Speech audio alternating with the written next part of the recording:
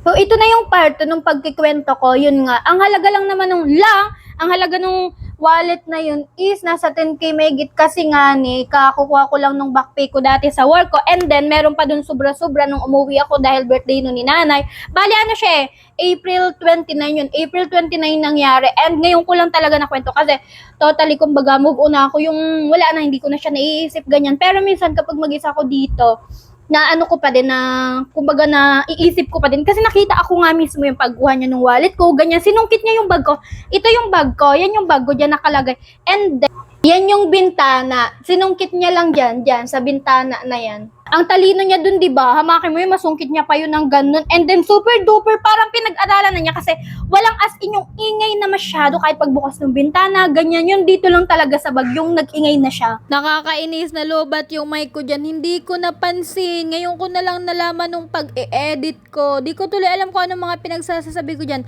Feeling ko hulaan nyo na lang talaga. O, anong sinasabi mo? O, di ko na rin talaga alam kasi yung mga pinagsasabi ko dito. So, yun na nga, di ba, nanakawan nga ako. Tapos, hindi ko naman na siya masyadong pinagparaisip pa kasi nagag-iyak na nga ako nun. And then, inisip ko na lang na baka kailangan din kasi nung nagnakaw ng pera, ganyan, baka pambili niya ng gamot, ganyan, kaya hinayaan na lang natin. Tapos, di ba nga, nagparaiyak ako nun. Madaling araw na yun nag-uwi man na yung boyfriend ko. Alam niyo yung ginawa namin, nagpunta kami sa barangay.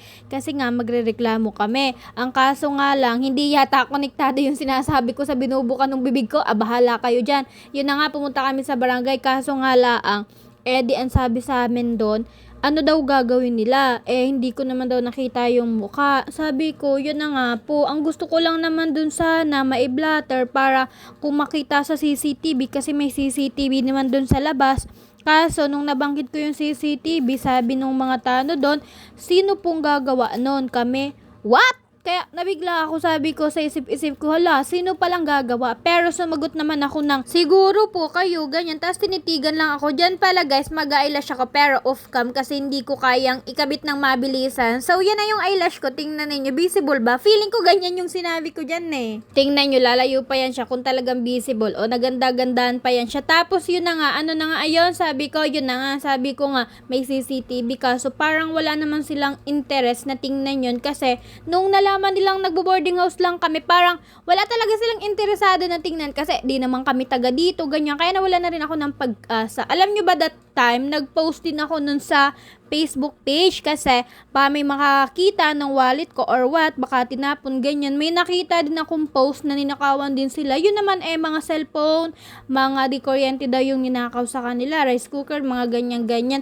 Kaya sabi ko, madami din dun nag-comment na kapag hindi naman nga taga dito or nagbo-boarding house lang, ganyan, wala talaga, hindi matutulungan. Kaya sabi ko, ay, okay lang, hayaan na natin, ganyan. Natakot nga ako magsabi sa nanay ko kasi alam naman natin ang mga magulang, di ba, nagagalitan muna. Pero yon, napagsabihan nga ako na wag magkatiwala. Tapos bintana, sarap, pinto, laging lock. Kahit pa umaga ganyan kasi hindi nga daw kami taga dito.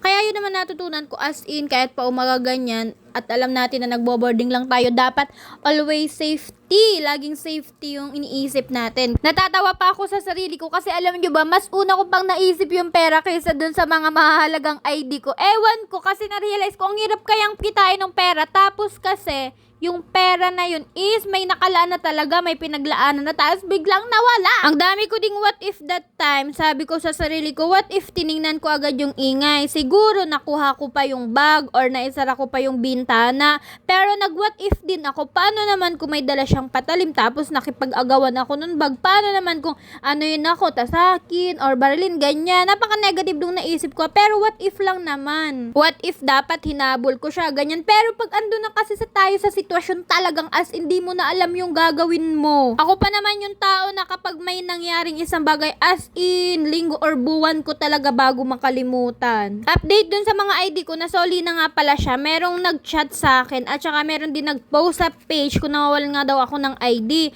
Tapos sa ibang barangay siya, malayong barangay, hindi dito mismo sa pinagnakawan. Nagpapasalamat ako kasi nasuli na nga, ganyan. Di ko na siya kailangan lakarin isa-isa pa. Pero nakuha ko na yung duplicate nung sa PRC birthday ko. Pero yung wallet tsaka yung ATM ko na BPI, wala, hindi siya kasama. Siguro ko nagustuhan yung wallet kasi maganda yun. Kaya Rita talaga, feeling ko yung mga tig voice over ko dito, hindi talaga yung mismong sinalita ko. Tingnan nyo naman ang kadal-dal-dal-dal. Oh, tingnan mo naman yung bibig. Kaya kayo, advice ko lang, kung nabo-boarding house din kayo, tapos hindi kayo familiar dun sa mismong lugar talaga, mag-iingat kayo and lagi nyong isipin yung kapakanan ninyo, ha? Lagi nyong i-make sure na sarado na yung bintana at saka yung pintuan nyo kapag matutulog kayo or aalis kayo. Kasi ang mga magnanakaw, ay nako, hindi natin alam kung kailan darating. Kumusta naman yung result ng makeup challenge ko? Ano, pasado man ba? Kung meron pa kayo dyan mga pa-makeup challenge, mag-comment kayo dyan. Anong gusto nyong ikwento ko about sa buhay ko para mas makilala nyo ako? Bye! Mwah!